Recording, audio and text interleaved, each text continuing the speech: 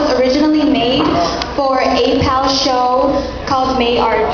And May Art theme is ethnic studies. And when I think of ethnic studies, I think of culture. And I want to share this with college track because college track is very diverse. And yeah, I hope you guys like it. My mom. My mom is that typical Asian lady that goes to the market and buys everything. Glancing down the what to get list, I see lapsung, mie, ja, pho, banh mi. And after a couple seconds, I glance up and she already got half the store in a grocery cart. Let me tell you something obvious. The only time she stops is when her phone rings. Ooh, my cheeks turn bright red, my eyes dark from left to right. I'm trying to find a place to hide, my muscles tense up pretty tight. Why? Because her thunderous hellos travel out from her wide mouth, into my sensitive ears, down my lower spine, trickling down my right leg, crawling through the floor, flying in the air, and smacks me right in the face, leaving a bright red mark called shame. It's so weird, her hellos are so thunderous, but her goodbyes is as soft as a whisper. And I'm like, Mom, no one wants to hear any more of your conversation in this store. You're so embarrassing, Mom.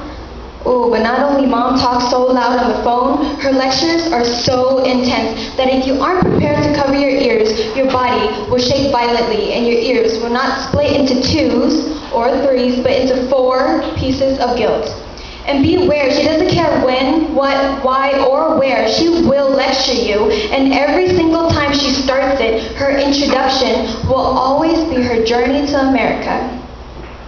And so standing up with her arms crossed and her finger ready to point in my, oh no, I'm going to die face, she explains. I grew up having 5% of what you have now. When I came to the US, I had to work. I didn't come here for a vacation. I had to work to take care of you. So you need to appreciate what you have now. And it continues. And so right then and there, everything she just said finally hit me, threw me across the room and onto this stage. I finally understand. I have this feeling rushing through every nerve cell in my brain, probably because I wanted her to stop lecturing me. That makes me feel appreciative all of a sudden. And so I stand up.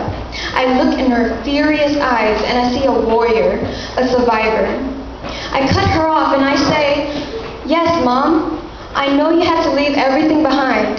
I know you had to come to America with little, if not nothing, but your husband and some belongings. I know you had to be okay with getting paid less than $5 a day or minimum wage. And I know you had to raise 2 kids that give you the worst days of your life, growing up, living the American life. And I know sometimes those 2 kids can give you the worst days of your life, but man, come big Roy. Mom, I know. And I know it's hard for you to accept the impossible, but you're trying. And after 15 years of life, I want you to know that you raised me right. All the times I gave you attitude, I didn't mean to be rude. I just don't want to fight. And so despite all this pain and anger and tears built up inside, I can come to a conclusion that I can't wake up in the morning knowing that you're not here anymore to hold my hands and to tell me what a lucky life I have. I pause for a second to catch my breath, and what do I see? Well, I don't see an unusual death stare, but I do see her eyes glowing and this salty fluid pouring down her cheeks. I can feel her tears.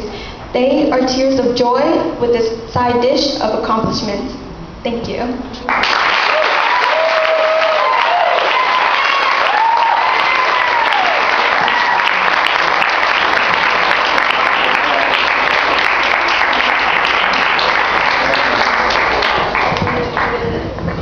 Wow.